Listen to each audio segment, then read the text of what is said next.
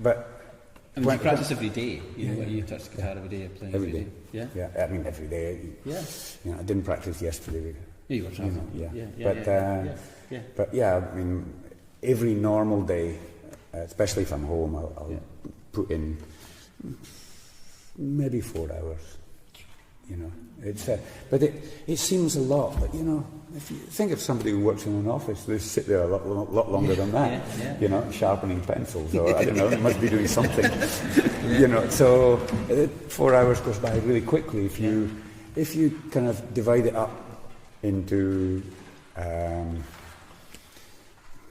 not projects, but kind of modules. You know, so I usually have at least half an hour on kind of technique or technical stuff. I mean, I may be playing a piece, but I'm doing it for technique. Yeah, exactly. You know, I mean, even if I play some Bach or something, but Bach that is simple. It doesn't mean it's easy, but you know,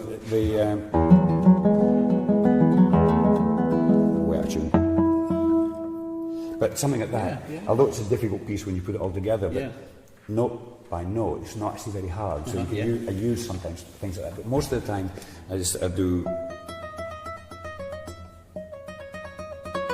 And usually I'll do a couple of minutes in this hand, a couple of minutes in this hand, a couple of minutes. And just so that the warm-up process is fairly careful. Okay. And you want to kind of get your fingers a little bit tired, but not kind of rigid tired, just like get them oiled. Yeah, not fatigued. Not fatigued, that's right. For me anyway, it's much more important as you get older.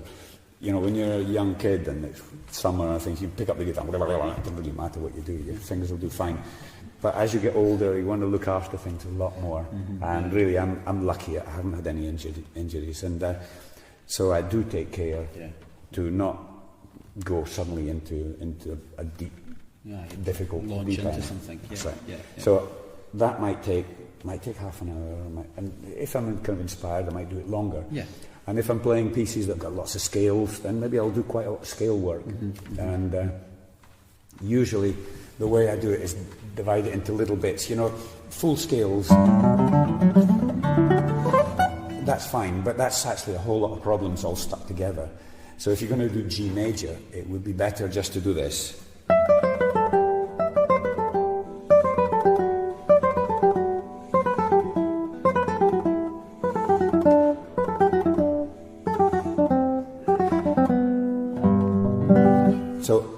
That's all the parts of G major that you're going to find in a piece of music. And then you do it maybe a little bit longer.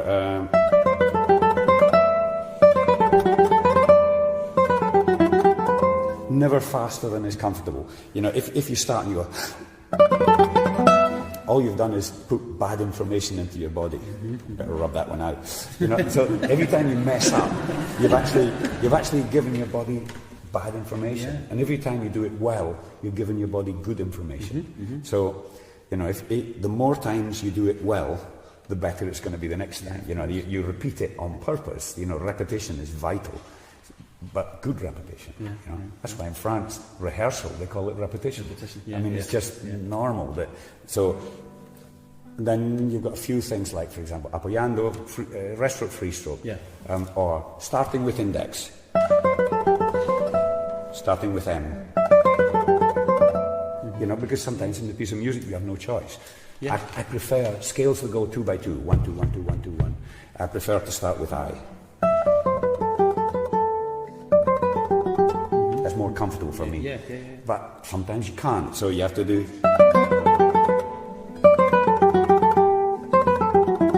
That's ending in M, and some ending in A. You know, and then you do some apoyando.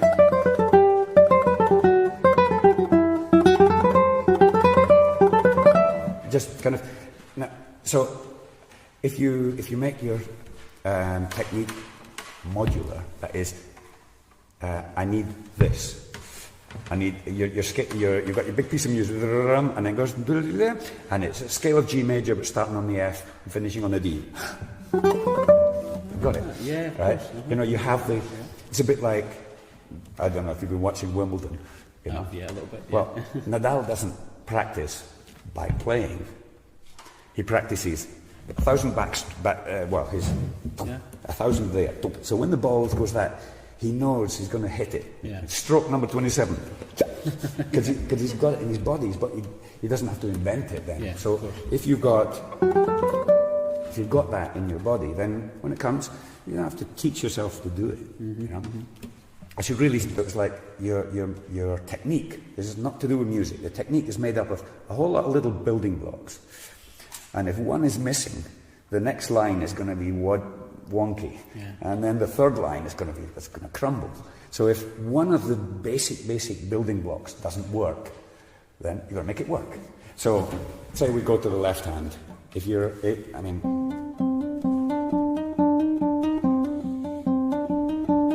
so accuracy is absolutely vital, not strength. So do none of this stuff. This is useless. You learn accuracy. And you go to this hand and you go, that's easy. Now, I am, other way around, am I? And I do this many mornings. Then, am I? Am I am? They've got to sound the same. Because it's a bit like learning to walk. Because if it's easier for you to go right, left, but then when you go left, right, you hop, you're going to limp. You're learning to limp. So if you can do I am very easily, but am I is difficult, then you're going to limp musically. Yeah. So you get that sorted out, and so on. All the absolutely basic things. So before you can go, you've got to be able to go. Like you know how percussionists are. You know if you have a friend who's a percussionist, don't share flat with them because they spend the whole day going.